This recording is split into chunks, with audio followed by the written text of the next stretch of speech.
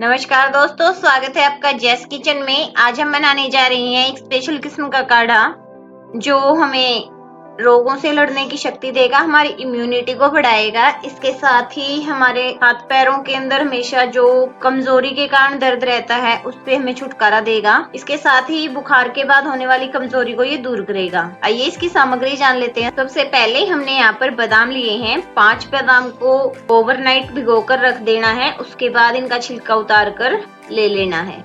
इसके बाद हमने ली है 2 मनक्खा,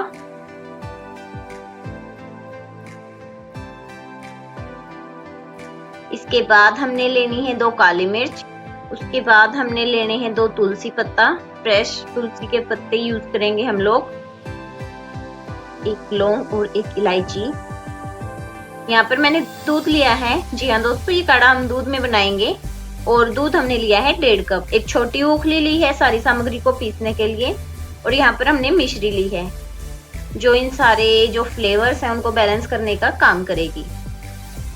दोस्तों ये सारी चीजों के ऊपर अगर हम इनके गुण बताने लगे तो हमें पूरा एक दिन भी कम पड़ जाएगा। आप सब जानते हैं कि ये सारी चीजें हमारे शरीर के लिए बहुत ज्यादा जरूरी होती हैं और बहुत उपयोगी होती हैं। आइए सबसे पहले इसे बनाना स्टार्ट कर देते हैं। सबसे पहले हम हमारे बादाम डाल देंगे जो हमें बहुत सारी ताकत देंगे। के बाद हम इसमें डाल देंगे हमारी मनक्खा जो हमारे शरीर में से बुखार को निकालने का काम भी करेगी। हमने यहाँ पर 2 मनक्खा यूज की है। के बाद 2 काली मिर्च। दोस्तों इसकी जो कंपोजिशन है, जो मात्रा है सामग्री की, वो एक बंदे के लिए, एक टाइम के काढ़े के लिए ये इतनी ही रहेगी। के बाद हमने डाल दी हमारे 2 तुलसी पत्ता और 1 लौंग और 1 इलायची। अगर आप गर्मी के मौसम में बना रहे हैं तो लौंग इलायची को आप कुछ टाइम के लिए स्किप कर सकते हैं, बाकी सर्दियों में कोई दिक्कत नहीं देगा ये आपको। के बाद हमने हमारी मिश्री इसमें डाल लेनी है। हमारी इस सामग्री को अच्छे से पीस लेंगे इसी ओखली में, इस छोटे मूसल की सहायता से। लगभग 3 से 4 मिनट के बाद हमारी ये सारी सामग्री पीस जाएगी दोस्तों, सिवाय हमारी जो इलायची है उसके छिलके के। वो कोई दिक्कत नहीं देगा, हम इसे भी खा सकते हैं या फिर आप इसे बाद में निकाल सकते हैं। अब हम इसमें थोड़ा सा दूध मिलाएंगे और एक गाढ़ा घोल तैयार कर लेंगे सारी चीजों का। इस तरह से सारी चीजें अच्छे से घुल लेने के बाद अब हमें क्या करना है, अब हम एक पैन लेंगे और ये सारी चीजें पैन के अंदर डाल देंगे जो भी हमने पीस कर और दूध मिलाकर घोल तैयार किया है। अब हम हमारा बचा हुआ दूध इसके अंदर डाल देंगे।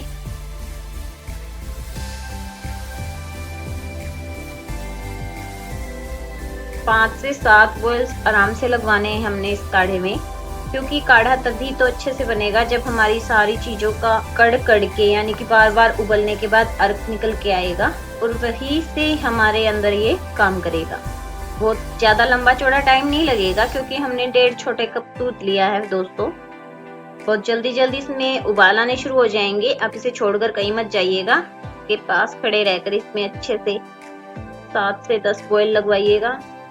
ये देखिए इस तरह से एक अच्छा सा बॉयल आने के बाद हम हमारी जो फ्लेम है उसको लो और मीडियम के बीच में कर देंगे और उसके बाद इसे लगभग 5 से 7 मिनट तक अच्छे से कढ़ने देंगे। इस तरह से ये पकते रहेगा। अब चाहे तो इसे बीच बीच में थोड़ा बहुत हिला सकते हैं या फिर पतीले को हिलाकर भी इसे पका सकते हैं अच्छे से। ये देखिए अच्छे से कढ़ने लगा हमारा काढ़ा। ये देखिए बहुत ही अच्छे बॉयल आने लगे हैं। हम लास्ट में फिर से थोड़ी सी फ्लेम हाई करके इसके अंदर 3-4 उबाल और लगवाएंगे अच्छे से और 5 से 7 मिनट के बाद आप देखेंगे कि हमारा जो काढ़ा है, जो हमने 1.5 कप लिया था, वो बाद में 3/4 कप रह जाएगा। आधे कप से थोड़ा सा ज्यादा ही बचेगा, बस उतना सा रह जाए आप अंदाजे से। उसके बाद फ्लेम ऑफ कीजिए। देखिए अब हमारा काढ़ा बनकर तैयार है। हम फ्लेम ऑफ कर देंगे। थोड़ा सा ठंडा होने के बाद हम इसे हमारे ग्लास में डाल लेंगे।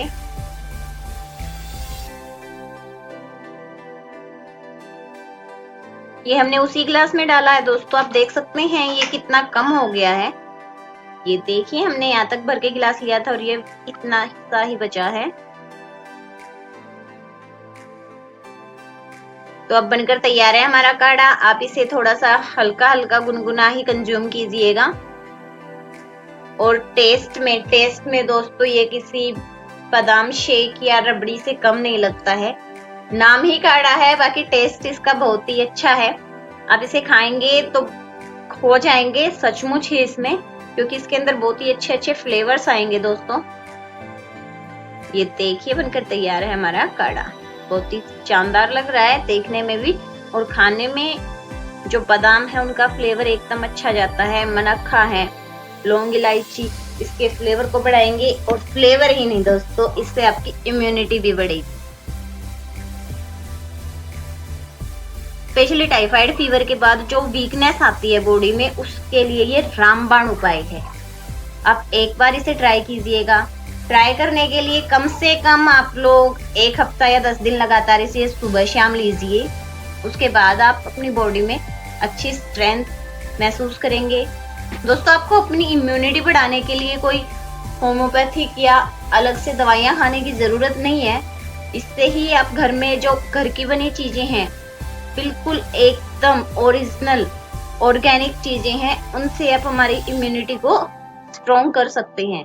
ये देखिए, बहुत ही जल्द मिलेंगे आप लोगों से ऐसी और मजेदार दिलचस्प रेसिपीज के साथ। तब तक के लिए bye bye and take care friends. Stay home, stay safe.